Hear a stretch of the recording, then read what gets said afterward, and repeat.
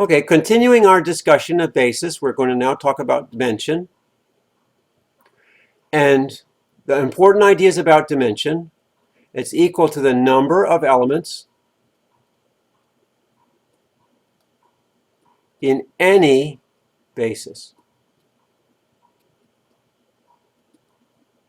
Okay. I should emphasize here that we're talking about dimension of a vector space. So for a particular vector space, the number of elements in any basis of that vector space will be the same. It's a characteristic of the vector space itself. For instance, as we've been talking about R3, we have one particular basis of R3, I, J, K. And it turns out that any basis of R3 will have three vectors. It's a characteristic property of the vector space R3. Doesn't depend on the particular basis, depends only on the vector space that the basis sits in. Okay.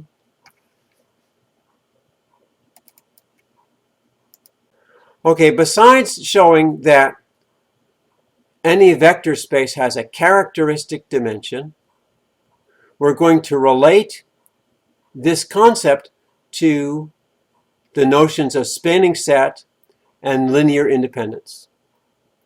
Well, we'll show two things. We'll say that any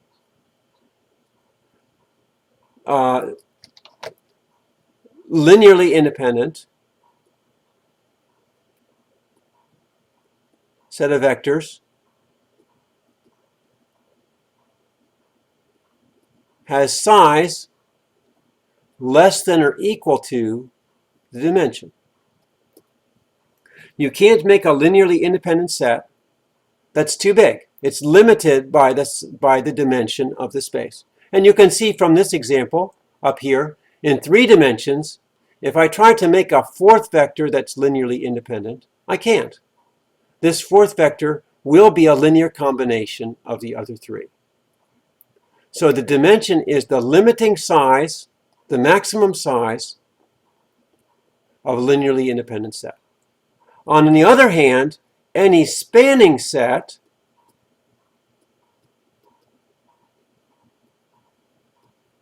of vectors in the particular vector space must have size at least as big as the dimension.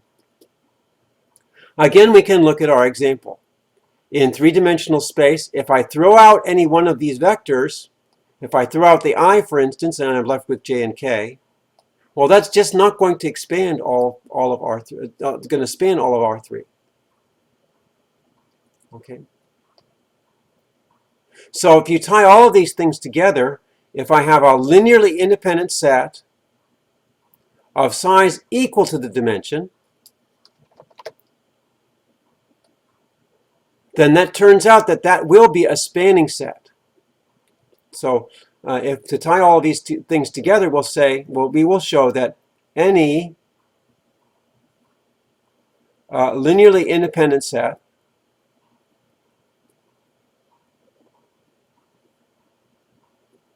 whose size is equal to the dimension is a spanning set.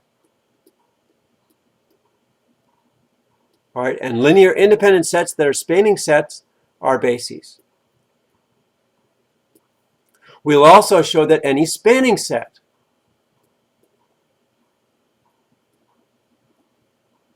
of size dimension is linearly independent. So the notions of linear independence and spanning meet together at the size of the dimension. I said earlier that the dimension is the size of a maximal linear independent set, largest possible size for linear independent set. It's also the size for a minimal spanning set.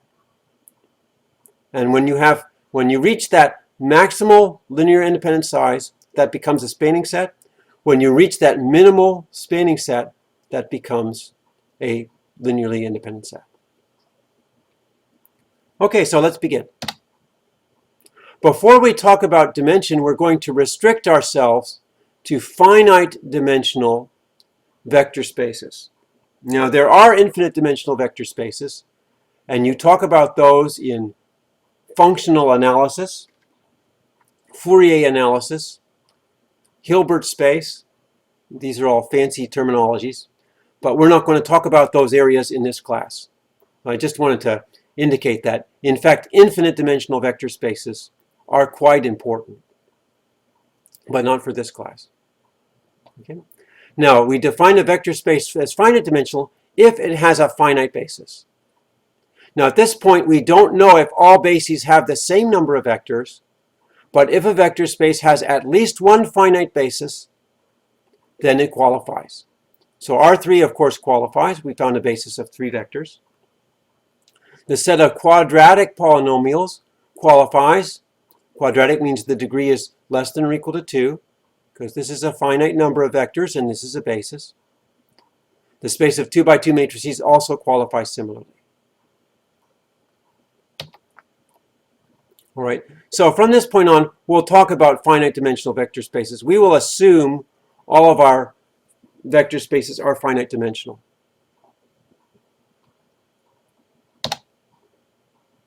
Okay. And we'll show that for any finite dimensional space, all of the bases has the same number of elements. So here's an example. You can check that any one of these sets, in fact, is a basis of the set of polynomials P2. All right. And in the case of B3, that's clear. If I want to express A plus BX plus CX squared, that's just A times this first basis element plus B times the second plus C times the third. But it turns out that any second degree polynomial can be expressed as a linear combination of these, or as a linear combination of these, or of these, or of these. They're just different representations of the same polynomial. Okay. For instance, if I have A plus BX plus C squared, here this would be equal to, that's the same thing as C times X squared. And then let's see what we would have to do for the other one. We'd have to do plus, I can see it's, how does this work? All right, you can check that in this case you can write A plus B over 2 times 1 plus X plus A minus B over 2 times 1 minus X. If you work out the algebra, this polynomial is equal to this polynomial. Now each of these bases has 3 elements.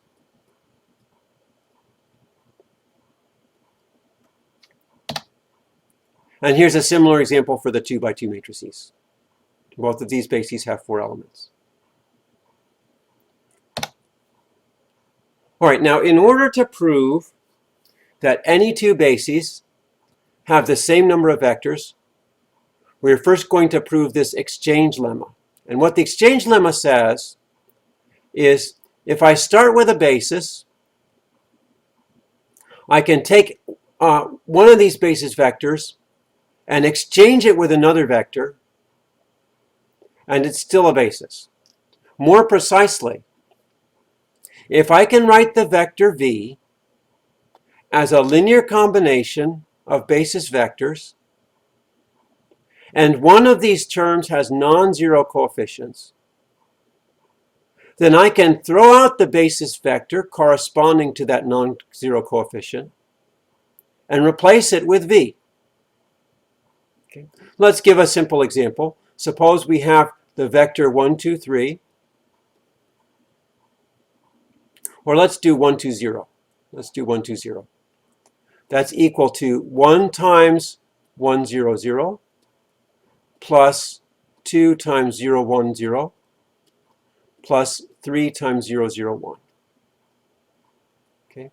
And we know that 1, 0, 0, 0, 1, 0, and 0, 0, 1 are basis vectors.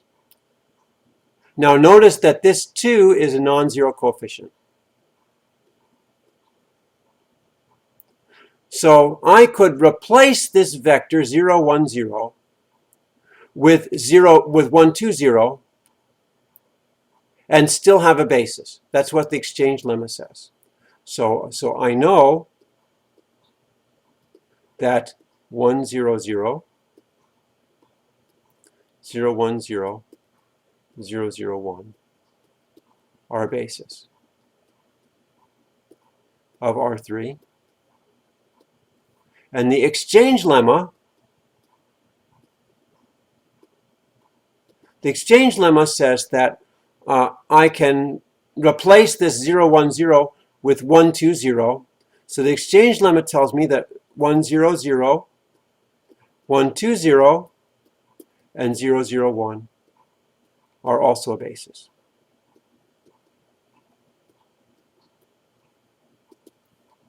Okay. Now notice the importance of this non-zero coefficient. Oh, sorry, this should be a 0 here. Okay. For instance, in this example, if I try to replace this vector 0, 0, 1 with 1, 2, 0, then that's no longer a basis. The argument doesn't work. We need to replace vectors which have non-zero coefficients in their expansion. Okay. And the proof is going to be playing around with linear combinations. We're just going to show that if we can express a vector as a linear combination of these betas,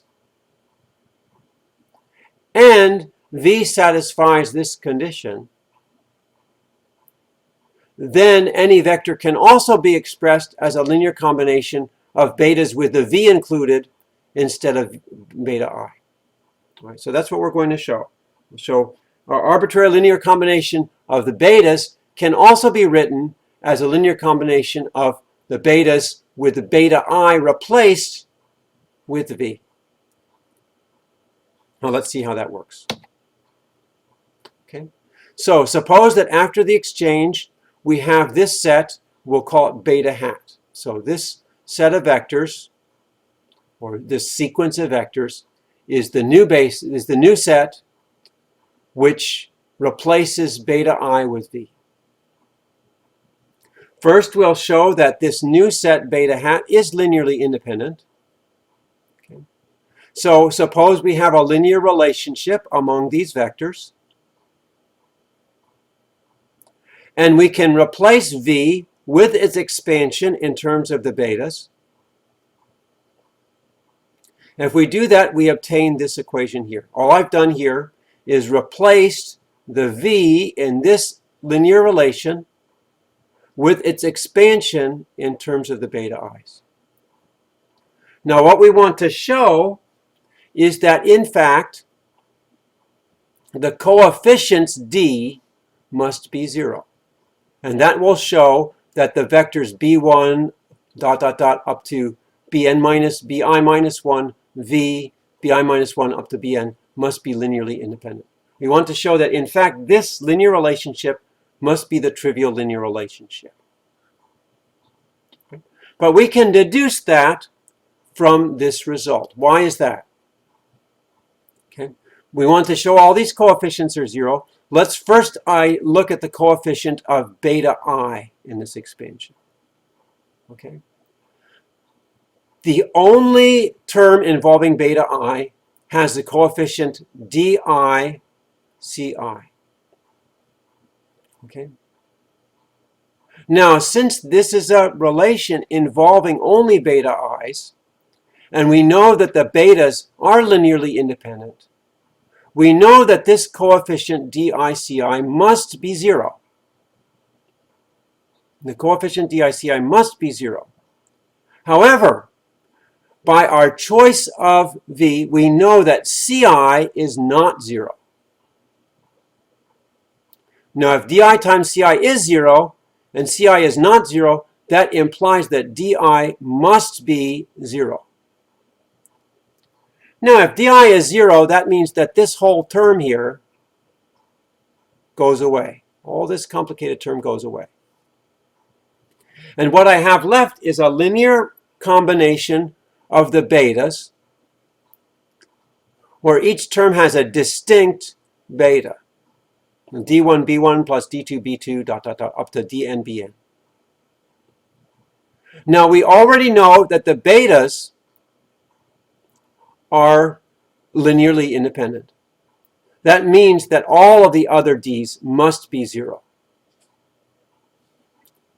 So in short, we've shown that any linear relation involving the vectors in beta hat must be the trivial linear relation.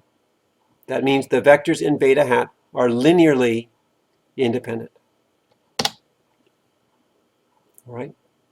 Now, for the second part, remember what we're trying to show. We're trying to show that this beta hat is a basis.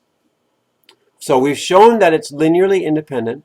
Now we need to show that it spans. It's enough to show that the span of beta hat is equal to the span of B, because we already know that B is a basis. And if beta hat has the same span, then beta hat is also a basis. So you want to show that the span of beta hat is equal to the span of B. And that's what we'll show on the next slide. All right, so we finished by showing beta hat has the same span as B. Okay. First of all, we know that the span of beta hat is contained in the span of B, okay, because any element in the span of beta hat, we've already rewritten that as an element of the span of B. It's also a linear combination of the betas. Now, to show that the span of beta hat contains the span of B, remember that we can write V as this linear combination. We can rearrange this and solve for beta I, and we can write beta I in terms of this basis beta hat. Okay? Now, since beta I is in the span of beta hat, and all the other betas are in the span of beta hat, that means, in fact, all of the vectors B are in, all the vectors in B are also in beta hat, and that means that the span of B must be contained in the span of beta hat. All right, so we've shown that, in fact, beta hat has the same span as B, and B is a basis, so that means that beta hat is the entire vector space. So that means that beta hat spans. We already showed that it's linearly independent, so that means that beta hat is a basis. All right, just to recap, we can take a basis, exchange one vector in the basis with another vector, as long as that vector has a non-zero component in that direction, and we still have a basis. Okay. We will use that lemma to show that all the bases of a vector space have the same size. And the idea is, we'll start with one basis, okay, given two bases. We'll start with one basis, or start with the smaller basis. We'll start with the smaller basis, and we'll replace vectors one by one with vectors from the other basis.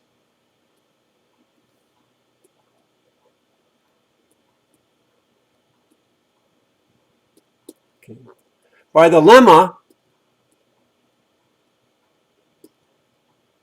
we'll still have a basis.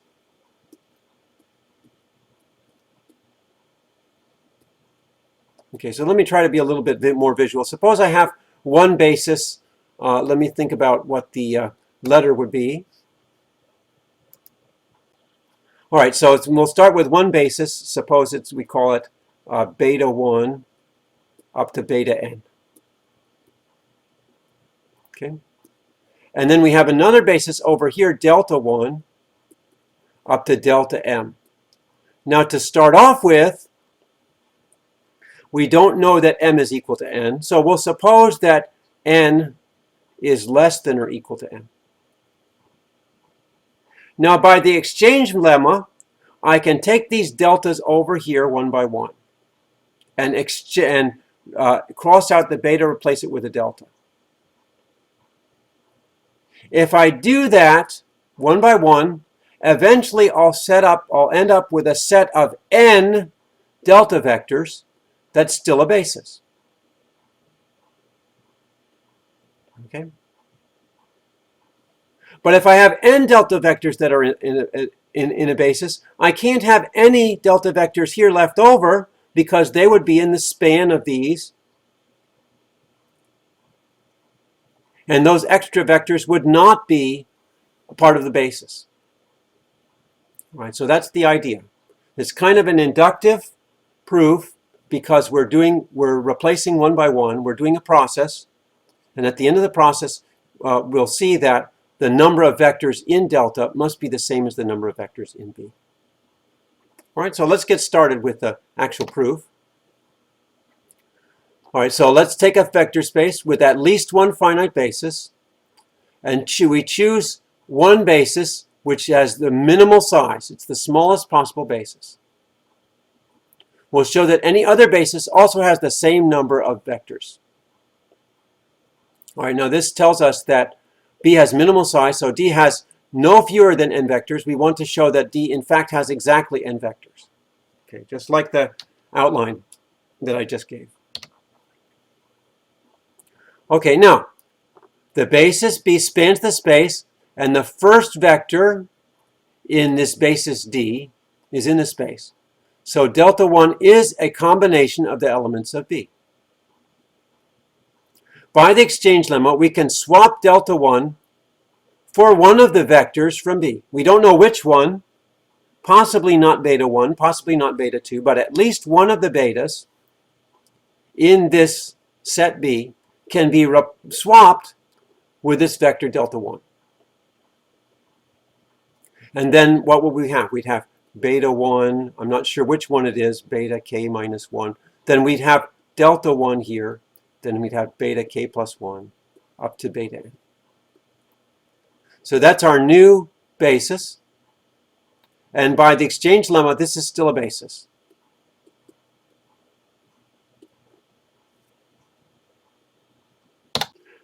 Now, as I mentioned, this is going to be an inductive proof. What we just showed is that starting with a basis with all betas, I can replace one of them with a delta.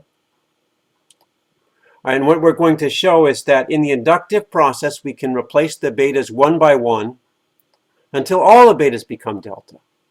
All right, so what we just showed was the base step. He shouldn't say basis step. This is base step. All right, this is different from the basis. We're talking about induction now. All right, now remember the induction argument has two parts, a base step and inductive step. So let's suppose that we've already replaced k of the betas with members from D. Okay. Now we know that B has n members altogether, so that means the remaining n minus k members of this set are betas. So what we have now is beta 1. You don't know where delta 1 is. You've got another beta j, and you've got the deltas mixed in with the betas here. And you have k deltas, and you have n minus k betas. You don't know what order they're in, but you do know that that's the relative proportion of the two types of vectors. Now, we have left over from the deltas,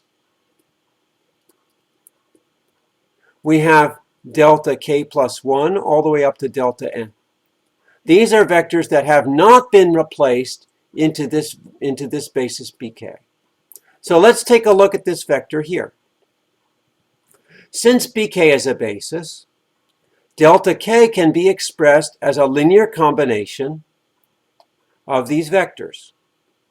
Now, it's possible that delta k could be expressed as a linear combination of these vectors, and all of the non-zero coefficients correspond to deltas. But in fact, that's not possible, because if that were the case, we would have a linear relation among the deltas. And we know that the deltas form a basis. All right? So the linear combination in terms of bk must have at least one beta. We'll call it beta L. Okay. There must be at least one beta in the linear combination that has a non-zero coefficient. And that's what is said here.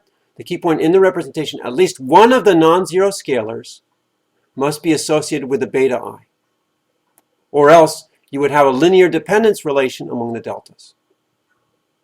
That means I can exchange this delta into this set and form a bk to 1, k plus 1. Okay? So that means that I can continue to grow the number of deltas in my set until I receive Bn. Bn would have all deltas. And it's also a basis. Okay. So that's what we have here. By the time we reach Bn, we have all deltas. Now, if D has more than n vectors, then the remaining deltas would be in the span of the first n deltas. That would mean that the deltas are linearly dependent. That contradicts the fact that D is a basis. So there must not be any more deltas past the deltas up to n. Okay? So there is no delta n plus 1. Okay. That means that D has exactly n vectors. And what was n? That was the number of vectors in B. So the size of B must be equal to the size of D, which is exactly what we wanted to show. We wanted to show any two bases have the same numbers of vectors. Okay, I'm going to stop here and we'll continue in the next video.